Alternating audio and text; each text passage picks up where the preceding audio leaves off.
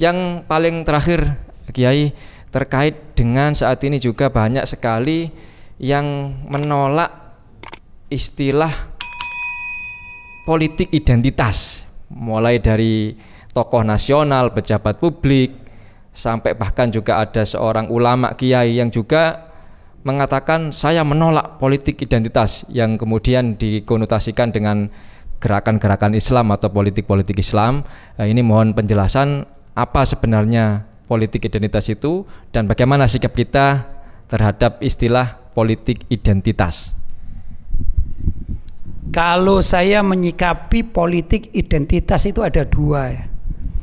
Ada yang dalam kutip ya harus, mungkin bahasa gampangnya itu wajib gitu ya. Tapi ada juga yang tidak boleh, yaitu haram itu. Oh gimana itu ya? Di sini saya tidak bicara fikih, tapi harus dan dilarang ini secara politik kita di Indonesia gitu ya. Yang harus itu gimana? Kita ini sebagai umat Islam ya harus menampakkan kita adalah Islam. Faqulu syahadu bi anna muslimun. Katakan kami adalah muslim. Jadi kalau kita akan memilih tokoh misalnya, sebut sajalah presiden. Jangan sekali-kali memilih calon presiden yang memusuhi Islam. Begitu mestinya, karena kita umat Islam. Tapi carilah calon presiden yang betul-betul visi dan misi serta perilaku hariannya itu adalah lebih condong untuk membela kepentingan Islam karena kita sebagai umat Islam. Begitu.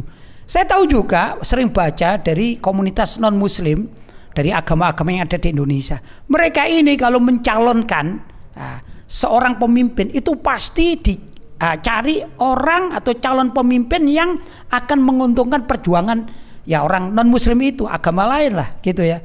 Kalaupun tidak seagama, tapi minimal pokoknya kalau ini yang dipilih insya Allah kita tidak akan dirugikan gitu. Ini pun kan identitas namanya ya. Nah kita berbeda, kita mayoritas tidak apa-apa. Yang penting umat Islam ini gak sampai dikriminalisasi, gak sampai dirugikan, kan begitu. Jadi kita wajib dalam bab ini memilih pemimpin yang beridentitas Islam, atau juga yang benar-benar condong terhadap kepentingan umat Islam, karena kita berbicara sebagai seorang muslim. Begitu, karena tidak bicara perorangan kan gitu ya. Jadi menurut saya ini yang wajib, bahkan yang harus dilakukan setiap orang muslim. Pilihlah calon pemimpin di segala sektor ya, adalah orang-orang yang agamanya jelas, perjuangannya benar-benar jelas untuk memakmurkan umat Islam. Perlu diketahui, andai kata umat Islam di Indonesia ini makmur, tidak ada yang kekurangan, Indonesia aman. Tapi masalah kalau Indonesia ini tidak adil terhadap umat Islam. Banyak umat Islam yang ditekan, ditindas, bahkan secara ekonomi mereka menjadi orang yang terbelakang, ya gejolak. Karena mayoritas di Indonesia umat Islam. Kalau umat Islam mayoritas ini makmur, saya contohkan seperti di Brunei Darussalam kan makmur gitu ya. Wah insya Allah Indonesia walaupun di situ ada non Muslim tidak akan terganggu itu, karena umat Islamnya sudah makmur. Ini politik identitas yang harus diperjuangkan oleh umat Islam. Tapi yang haram itu jual identitas. Jual identitas. Ada orang yang tidak pernah bicara Islam, bahkan secara kesehariannya itu tidak kenal Islam, tidak pernah beribadah. Begitu ada pemilu tiba-tiba pakai peci, pakai imamah, menjadi seorang kiai, menjadi seorang bunyai, padahal dia tidak mengenal apa itu Islam. Ini namanya jual identitas Islam. Jadi politik jual identitas. Ini jelas penipu ini kan begitu ya. Kan banyak begitu. Apalagi kalau di hari-hari biasa statement-statement itu merusak Islam, memusuhi Islam. Karena ada orang mengatakan apa ini kiai-kiai dan ulama-ulama ini bicara tentang akhirat, itu kan fiktif. Wong mereka belum tahu akhirat kok tiba-tiba bicara akhirat sekarang. Enggak, khayal ini katanya. Ramalan masa depan. Yang unik begitu sudah dekat tahun politik tiba-tiba pakai berkudung ya, kemudian berangkat umroh. Lah ini namanya umroh politik, ini namanya jual identitas Islam. Ini yang harus dilarang, ini yang harus diperangi ini. Ya, apalagi ada orang kafir, sudah jelas kafir ini. Tiba-tiba bikin partai. Kafir loh ini ya. non muslim langsung datang ke pondok-pondok pesantren ya dengan pakaian seperti seorang ustadz. Bahkan kasihan ini ada pengasuh pesantren yang tertipu, ini seluruh muridnya suruh cium tangan sama si kafir ini. Ini namanya politik jual identitas Islam padahal orang kafir. Ini yang harus diperangi. Menurut saya begitu. Adapun politik identitas itu sah-sah saja. Bahkan saya menganjurkan ini. Saya menganjurkan kepada semua pemeluk agama di luar Islam, pilihlah calon dari agamamu sendiri, jangan yang lain-lain. Jadi kalau saya anjurkan orang Hindu, carilah calon presiden dari agama Hindu. Jangan orang Islam dijadikan, jangan.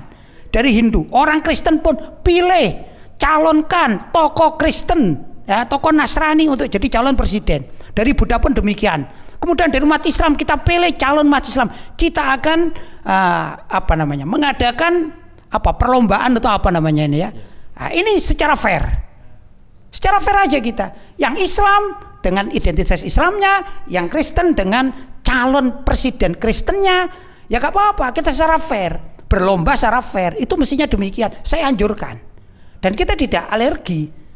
Bahkan saya merasa hebat ini, berarti keberanian orang Kristen mempunyai calon sendiri yang calonnya bukan beragama Islam, betul-betul identitasnya itu Kristen. Begitu mestinya. Ini harapan saya, sehingga betul-betul umat Islam dan semua pemeluk agama di Indonesia ini merasa mendapatkan era demokratis yang betul-betul demokratis yang sesungguhnya. Jangan kemudian orang Islam memilih calon yang dari Hindu, orang Buddha memilih calon yang dari Kristen, dan lintas gitu. Ini rusak ya. Nah, yang terjadi seperti itu. Nah, adapun kalau memang tidak dapat, ya gimana lagi, kita sudah bersaing atau berlomba dengan era yang bagus sekarang ini. Tapi tidak usah bicara tentang apa itu identitas dalam politik. Ini pembodohan terhadap umat. Dan juga saya anjurkan umat Islam jangan alergi bicara politik ya. Bukan memilih politik itu di dalam masjid. Adapun yang isinya adalah mencerdaskan umat Islam agar selalu memilih tokoh-tokoh yang akan dijadikan panutan dalam kepemimpinan adalah yang memiliki sifat akhlak yang sesuai dengan apa yang diajarkan oleh Rasulullah Shallallahu Alaihi Wasallam, terutama beragama Islam. Itu anjuran saya. Jadi tidak haram, tidak dilarang orang berbicara politik di dalam masjid atau dalam rumah tangga, karena kita sebagai umat Islam. Begitulah kurang lebih. Jazakumullah. Terima kasih, luar biasa. Jadi beliau membedakan ada politik identitas, dan itu wajib bagi umat Islam, politik identitas Islam. Dan beliau secara fair, silahkan kalau ada umat Nasrani ingin mencalonkan calon Nasrani, silahkan.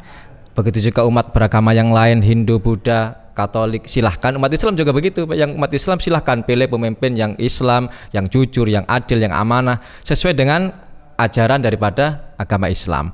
Begitu juga umat agama yang lain, silahkan. Kita berkompetisi secara fair. Yang kedua yang beliau tolak adalah politik jual identitas. Dia tidak pernah memperjuangkan Islam, bahkan dia tidak mengenal Islam. Tiba-tiba mendekati era politik, dia menggunakan identitas Islam. Dan yang paling parah adalah politik penipuan identitas. Nah, dia bukan beragama Islam tapi menggunakan identitas Islam demi kepentingan politik. Itu yang tidak boleh, itu yang kita tolak. Jadi ini ilmu yang baru bagi saya dan mungkin bagi banyak orang. Kita ucapkan terima kasih kepada Kiai Lutfi Basori. Beliau adalah pengasuh pondok pesantren PIK, Pesantren Ilmu Al-Quran Singosari Malang. Beliau juga salah seorang pengurus daripada Nahdlatul Ulama di daerah Malang. Kemudian beliau juga tadi sudah disebutkan adalah salah seorang bahkan putra dari pendiri Banom Nahdlatul Ulama. Baik, terima kasih Kiai, jazakumullah ahsanal jaza.